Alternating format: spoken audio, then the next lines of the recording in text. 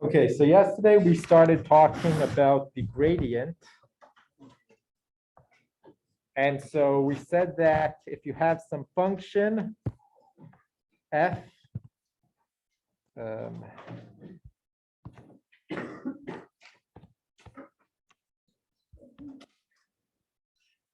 have some function f of xy, then the gradient of f is going to be the partial of f with respect to x in the first component, x comma y, and then the partial of f with respect to y at x comma y. And so the gradient is a vector, and it, as it components, it has the partial with respect to x in the first component and the partial with respect to y in the second component. So let's do an example. If f of x comma y is equal to 3x squared y plus sine of xy, then our gradient, the gradient of f, is going to be, well, in the first component, we're going to have the partial with respect to x. So that's going to be 6xy plus cosine xy times y. And in the y component, we are going to have the partial with respect to y. So we're going to have 3x squared plus cosine xy times x. Any questions so far? So we can also find the gradient at some point. Let's say the point 1, 1. Or maybe I should do 0, 0, 1. So this is going to be 0 plus cosine of 0, which is going to be 1. And then again, 0 plus cosine of 0 times 0. So this should be 1, 0. Any questions? So one of the properties that we talked about with regard to gradients is their relationship to level curves.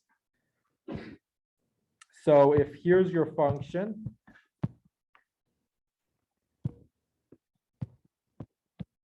so here's x, okay.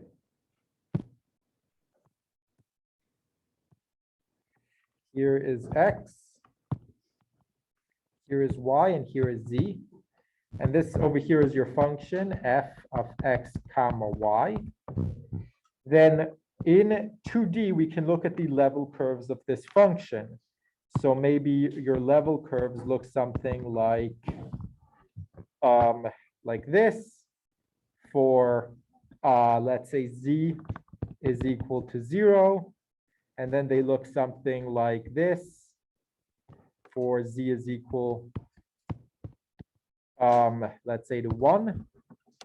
So you're going uphill over here. Maybe it then looks something like this for z is equal to 2. And something like this for z is equal to -1. So we're going uphill. And we said that the gradient at the level curves is always orthogonal to the level curves. So your gradient will look something like this. And it's pointing in the direction of greatest increase. So if you want to know what path you need to take to get to the top of this hill the fastest, and you start here, you go in the direction of your gradient, and you're always normal or orthogonal to your level curves until you reach the top of the hill. Any questions about this? Wait 1 second.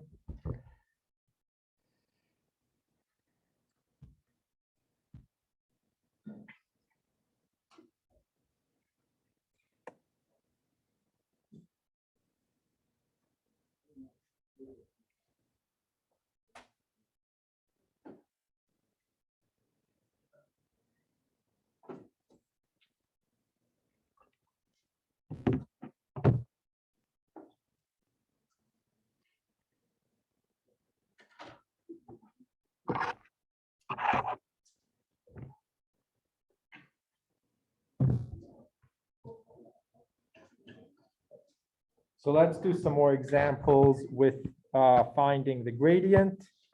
If your f of x comma y is equal to 2xy plus x squared plus y, then your gradient of f xy is going to be the partial with respect to x, which is 2y plus 2x plus 0, and then the partial with respect to y, which is 2x plus 1.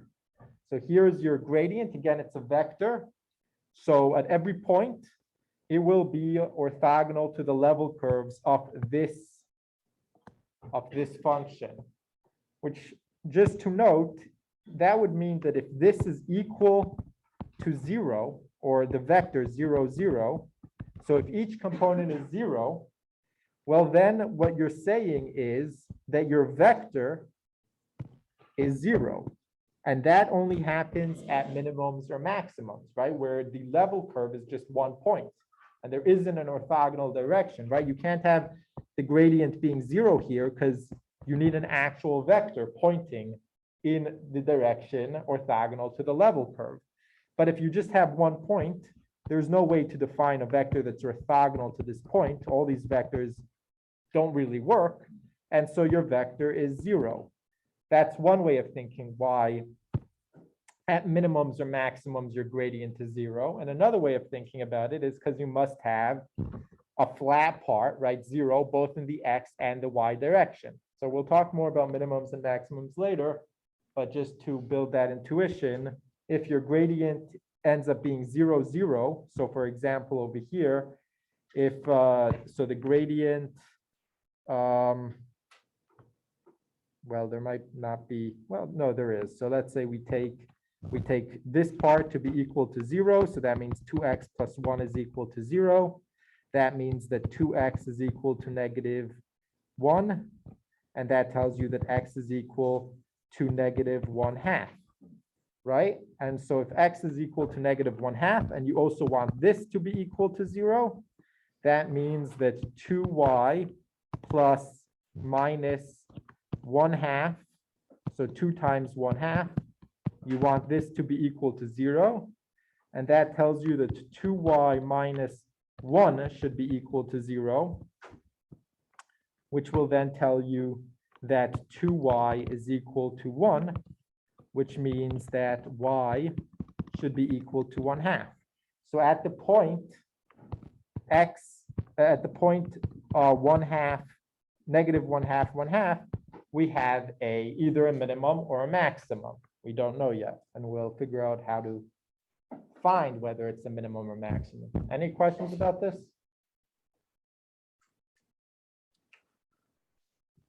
Okay, so then with this gradient that we found, we can try to plug in different points and see what our gradient is going to be.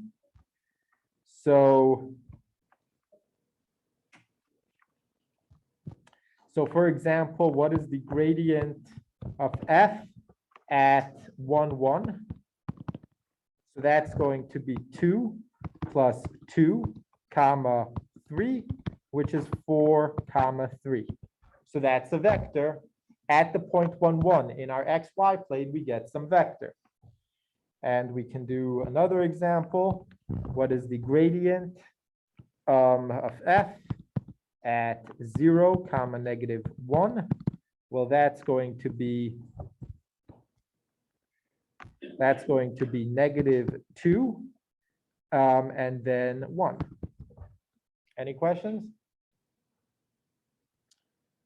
Okay.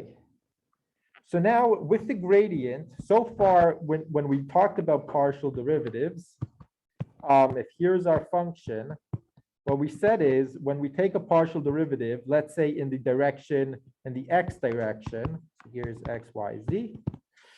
So if here's, I fix my y and I move a little bit in my x direction, right? We said we can imagine that it's like you have some plane that cuts your function and you only end up with this graph over here, with this line, and you're now in the zx direction.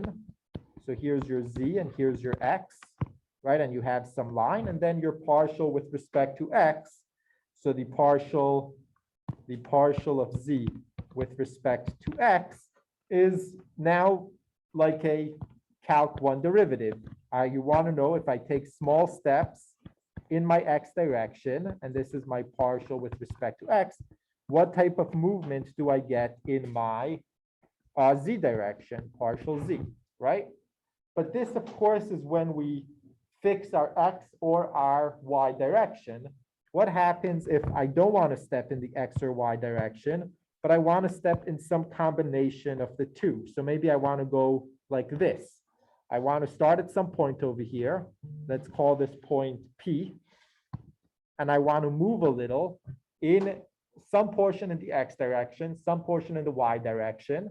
And I want to know how much does my z direction change? So what's my, if I move from here to here, how much do I change in my z direction from here to here, right? And this is called the directional derivative.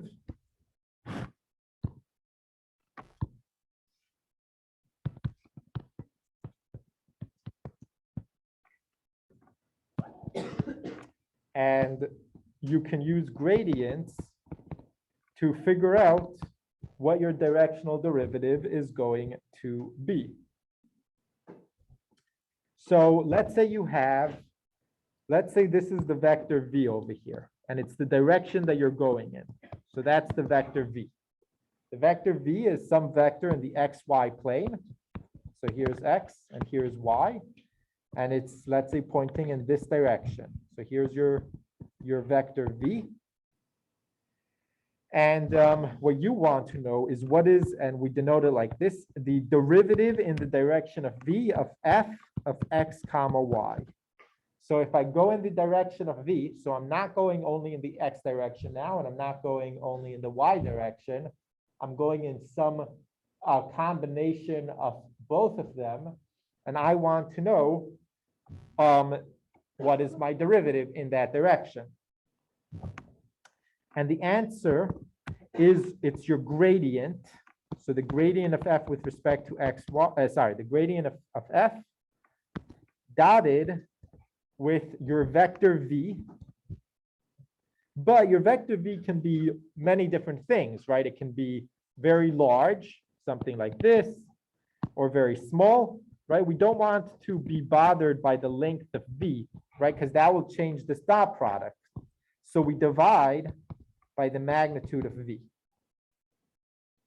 And if you remember the formula for components of projections, this is the component of the projection of your gradient vector onto your vector v.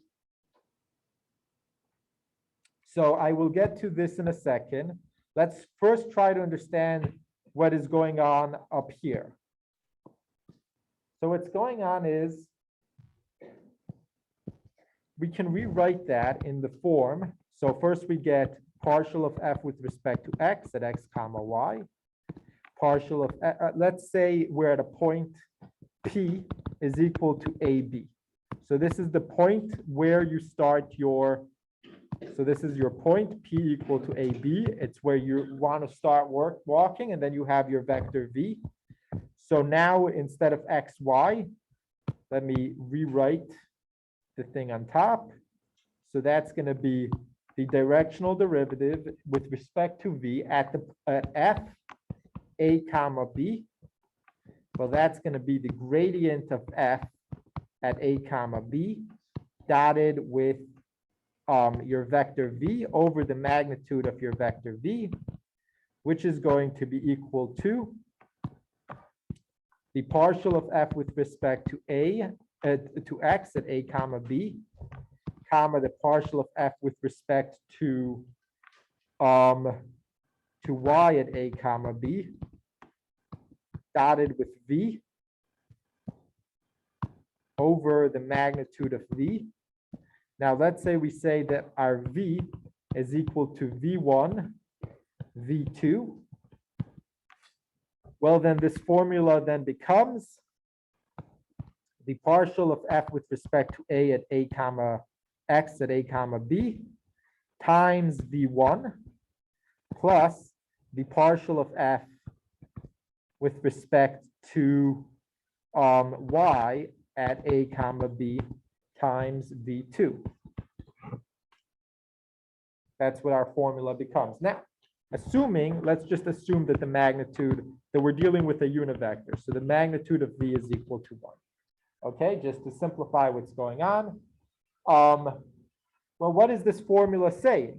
It's saying if you want to know the amount of change that you get by going in the v direction, the amount of change that your f obtains by going in the v direction, what you do is you figure out what is the x component, how much you're going in the x component, and how much change you're going to get from that direction. That's your partial with respect to x.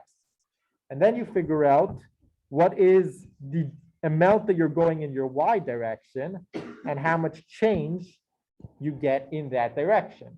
So this makes sense, right? You have the partial with respect to x times the amount that you're going in your x direction, and then your partial with respect to y times the amount that you're going in your y direction. Any questions about this? So before we continue, let's do an example.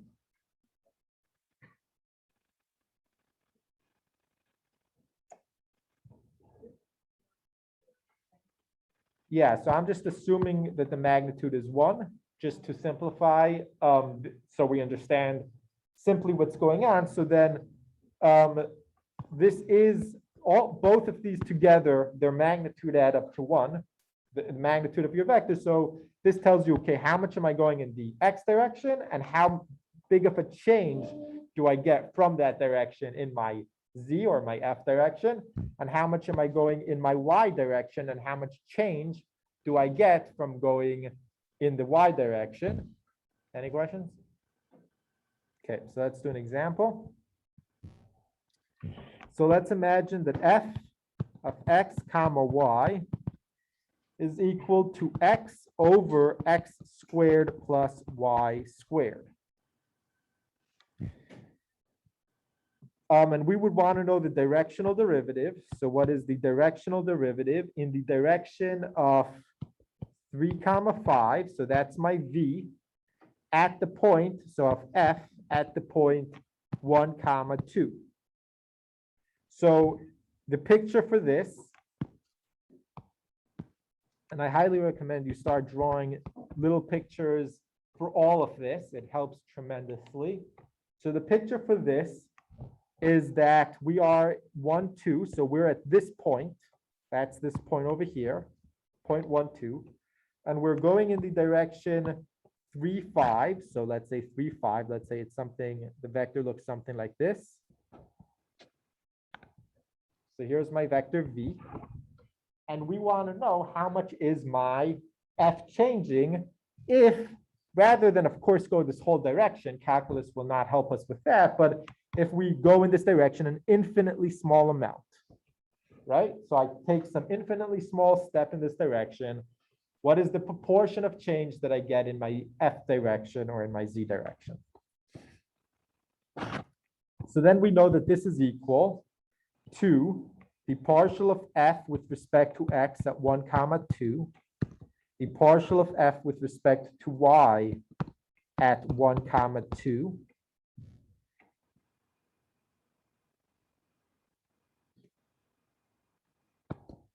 dotted with 3 comma 5. So that's my v. over the magnitude of 3 comma 5. Right? So what is this? So let's first find the partial of f with respect to x. So the partial of f,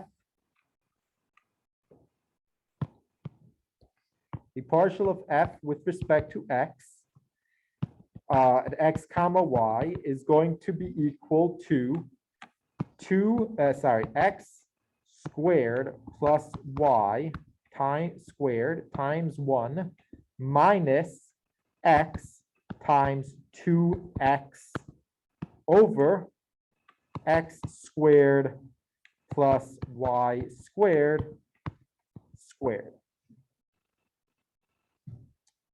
And so what we get from here is we get that this is equal to, so this x squared and this negative 2x squared, from that you get negative x squared plus y squared over x squared plus y squared squared. Any questions so far? Okay, and now, yeah.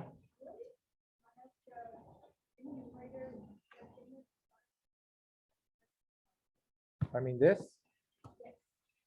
Yeah, that was not, sorry. What else? Okay, so then we want to figure out what this is at 1 comma 2. So what is partial of f with respect to x at 1 comma 2? And so that's going to be negative 1 plus 4 over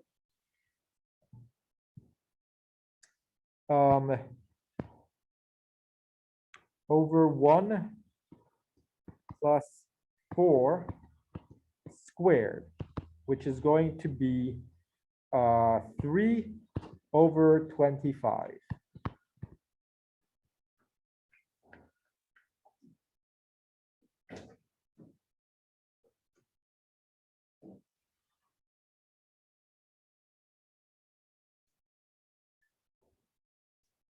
Yeah, any questions?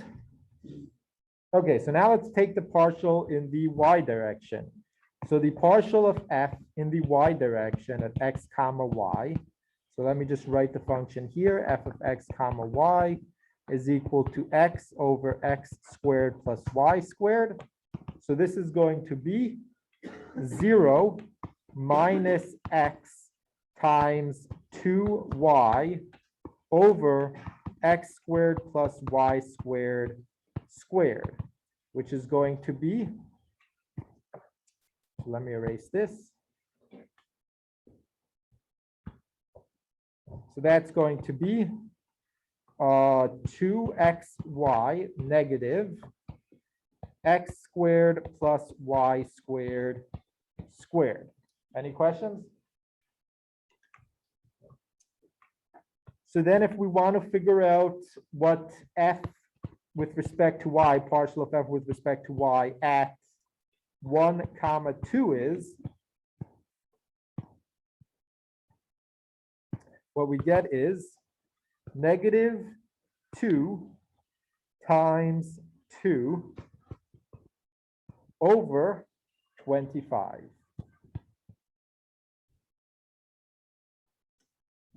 Any questions? Or negative 4 over 25. So now going back to our formula, let's see what we can input. So the directional derivative in the direction of 3 comma 5 of f of 1 comma 2, well, that's going to be the partial derivative with respect to x at the point 1 comma 2, and we said that that was 3 over 25, and the partial with respect to y, which was negative 4 over 25, dotted with 3, comma 5 over the magnitude of 3, comma 5, which is, so it's the square root of 9 plus 25, which is going to be the square root of 34. So then this will be over the square root of 34. And that will be our answer. Well, you can take the dot product, so we should probably do that. So we are going to get that this is equal to 25 times the square root of 35.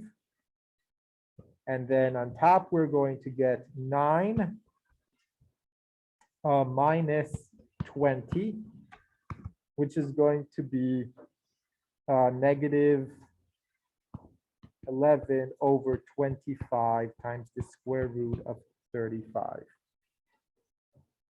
34. 34.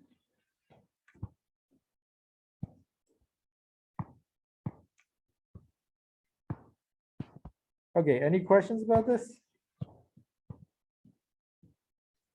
Yep.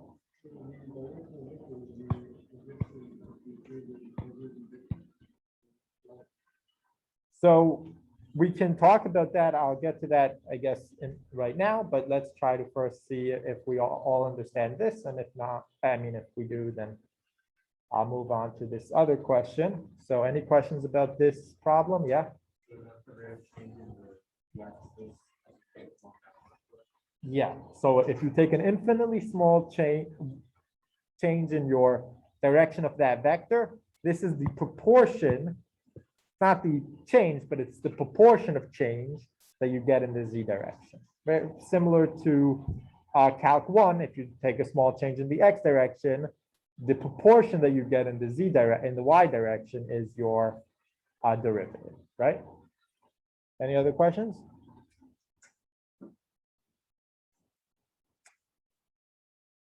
Okay, so then going to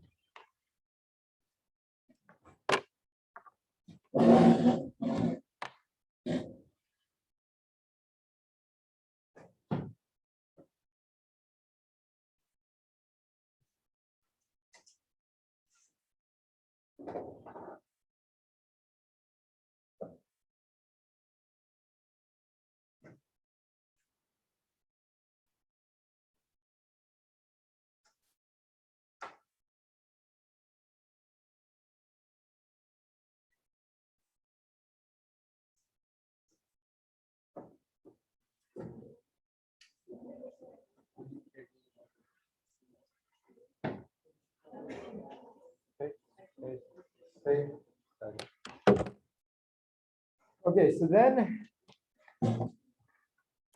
if we remember the formula for components of projection, so we said that if you have one vector, let's call this v, and you have a second vector, and let's call the second vector w, and if we want to know the projection of w onto v, so that's this over here, this projection, or the component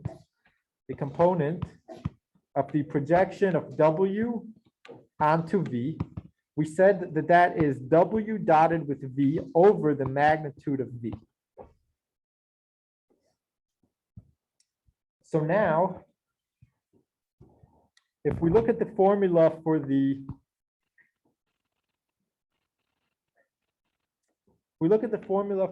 gradient for the directional derivative, we said that the directional derivative in the direction of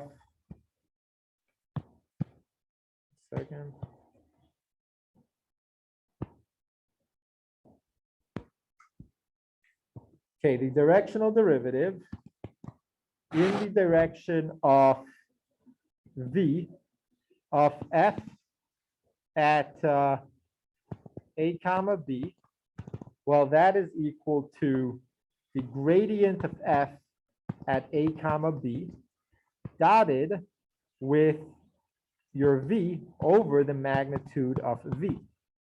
Now, going back to the formula for component of V projected onto W, that was W dot V over the magnitude of V. So over here, what we're doing is we're projecting our gradient vector onto our V, right? This is like our W and our V stays the same. So what we can think about is if here is my X and Y direction, and let's imagine that this vector field, so vector field is something where each point has a vector. We will talk much more about it later, but this is a vector field. So each point gets a vector, and it's the vector field of your gradient, right? Your gradient with respect to f of x, y is at each point you get a vector, right? You plug in your x and your y, and you get some vector at that point. So it is a vector field. So here's your f of x, y, and then you take your v. So let's say you go here and you have your v. So here's your v. Then the directional derivative is the projection of your gradient onto your v, or the component of that projection. It's this thing right here. So this is your directional derivative in the direction of v of f of x comma y. Any questions about this? Okay. I don't necessarily think you should think too much about this. I think the easier way to remember the directional derivative is by first thinking, let's imagine that my v is equal to 1. So what will be my change in the direction of v? Like if you had to make the formula, what would be the change in the direction of v of f of ab? Well, it would be the portion that you go, the portion of change that you get when you go in the x direction times the amount of change that you get in that direction, right? So v is equal to v1, v2, plus the portion of change that you get in your y direction times the amount that you go in your y direction. So very similar to linear approximations. You get, we can think about this as the change, or maybe differentials. We can think about this as your dx and your dy. So all these formulas should be remembered in one single way, which is the amount of change that you get if you go in the x direction times the amount that you walk in the x direction. The amount of change that you get if you go in the y direction times the amount that you go in your y direction. Okay, any questions about this?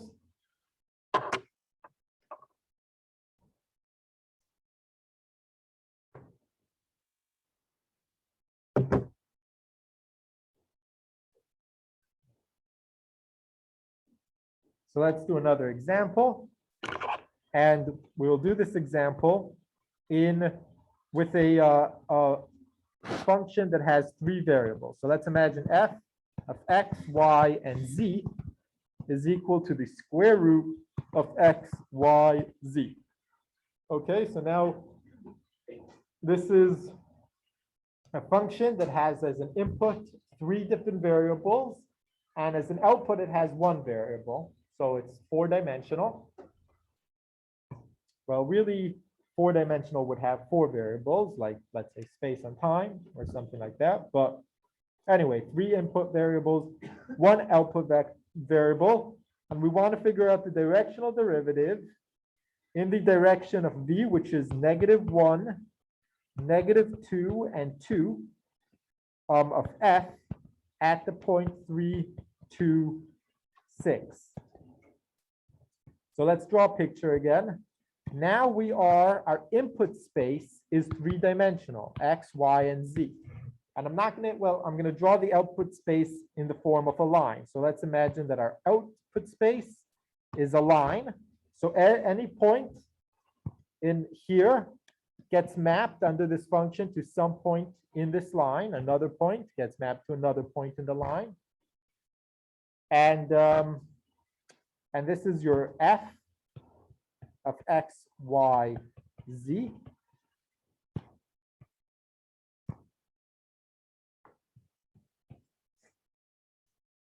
And we want to know if I start at some point in my input space. So the point that I'm starting at is the point 3, 2, and 6.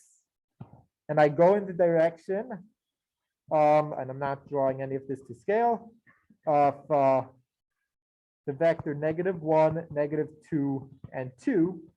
So I take a small step in this direction. I take a small step in this direction. What is going to be my change in the F direction? Any questions so far?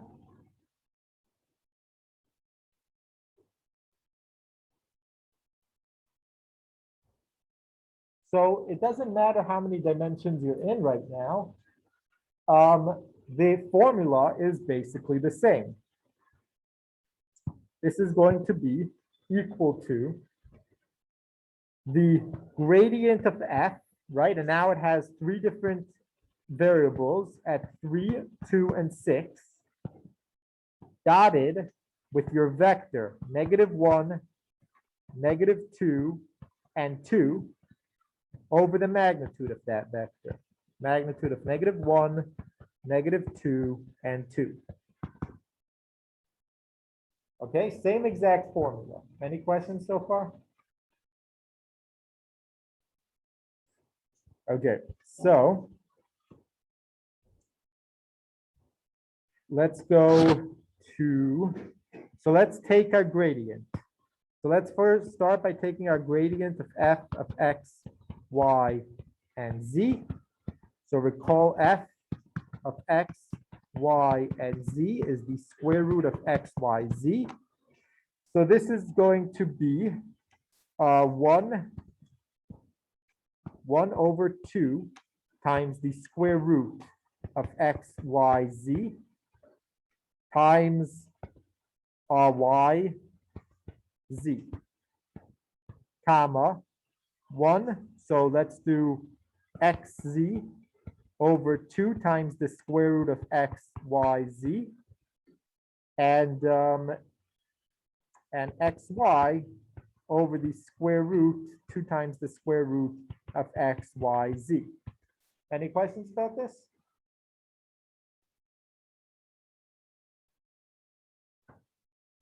Yeah, does it make sense? Okay. So that is my gradient right over here. And the next part is to plug in the point 3, 2, and 6. So what is the gradient of f at 3, 2, and 6? So that's going to be 2 times 6, the 2 and the 2 cancel, so 6 over the square root of 3 times 2 times 6. And then for the next one, we get 3 times 6 over 2 times the square root of 3 times 2 times 6. And then the last one will be 2 times 6. Again, the 2 cancels. So no, 2 times, wait, what? X? No, 2 times 3. So 3. And the 2's cancel. And then you get the square root of 3, 2, and 6. And that's going to be your gradient.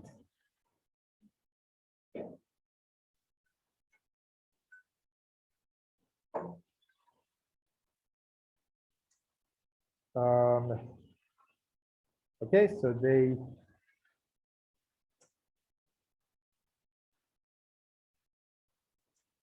I don't know.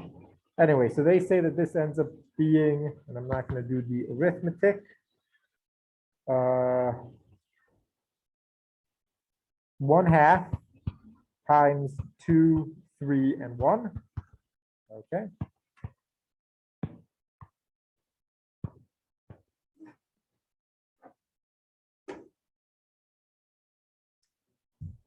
Oh, so these are all 6. Okay. So then, once we have our gradient, we can say, okay, my directional derivative in the direction of -1, -2, and 6 at the point at f of 3, 2, 6. Negative. Oh, sorry. Yeah, 2.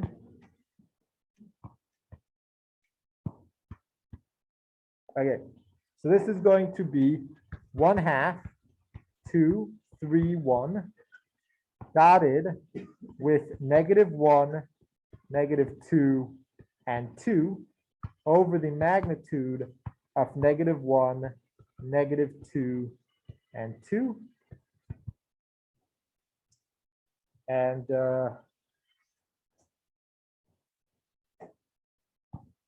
this is going to be, so on the bottom we have 3. And I'm going to skip all of this and just get to -1. Okay, you can, well, you can take the dot product and the magnitude, and the answer is -1. Okay. Any questions about this? So we know now that when we go in this direction V, so in this direction, here's our V. When we go in the direction of V, we're actually going down our function. So even though this is a very complicated function in, mapping 3D to 1D, we know that when I went in this direction, I am going down in this, I'm going in that direction, not up, right? Does that make sense? Okay.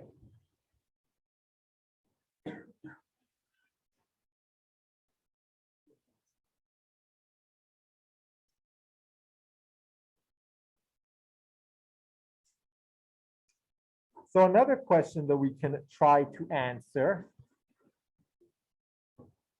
is, if I give you a function f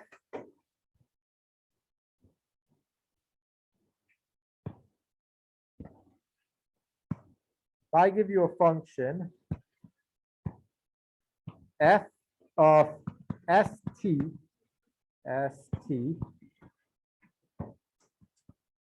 is equal to t, let's say e to the st. And I say, let's say you're at the point p is equal to 0, 2. Find the direction, find the maximum rate of change. So the maximum place that you can go to where you would have the biggest drop, and the direction where it occurs. So again, let's imagine that you are now in this two-dimensional plane ST, and you are at the point 0, 2. So you're at this point over here, and you can go in many directions. You can go in this direction, all these directions. And I would want to know, what's the direction where you get the biggest increase? So what is that increase, and what direction is that going to be in? So like we said, a gradient will tell you the direction of greatest increase. So what you need to do is you take the gradient of f at the point 0, 2. So what's the gradient of f at s, t? Well, that's going to be t times s times e to the st, comma, plus e to the st, comma, and then t squared e to the st, right? Partial with respect to x, partial with respect to y. And then we plug in our 0 and our 2. So the gradient of f at 0, 2 is going to be 0 plus 1, comma, and then 0. So it's going to be 1, comma 0. So, oh, no, I plugged in 1 and different. Okay, let's just do this with 1. Why not?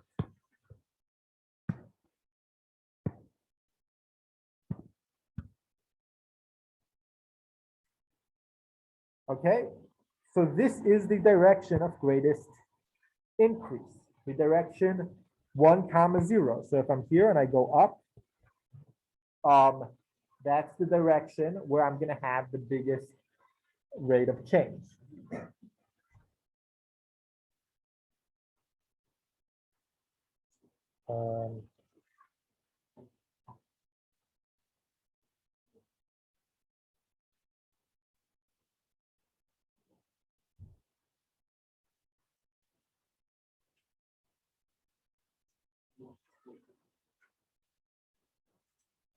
Sorry, what?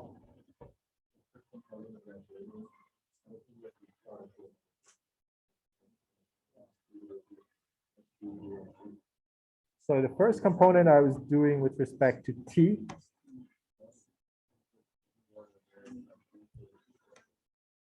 Okay, you're right. Let me switch these.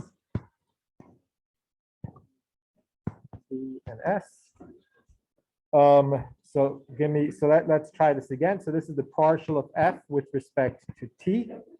And so that's going to be t times the derivative of this with respect to t.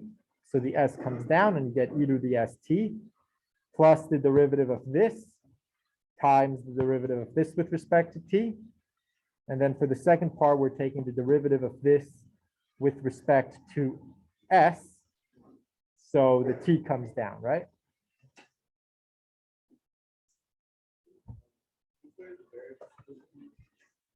So I change, this is t and this is s. So first one is t, second one is s. And then for t, I plug k. You plug in 0 and then 1. Okay. So this is going to be the direction of greatest increase. And if you want to know what that greatest increase is, and we'll do another problem tomorrow or a couple, you take the magnitude of the gradient at 0, comma 1, and that's going to be 1. So that's the rate of change in the direction of greatest increase. Again, if you did not get your exams, you can come get them. Like I said, the average for all the sections together was 6.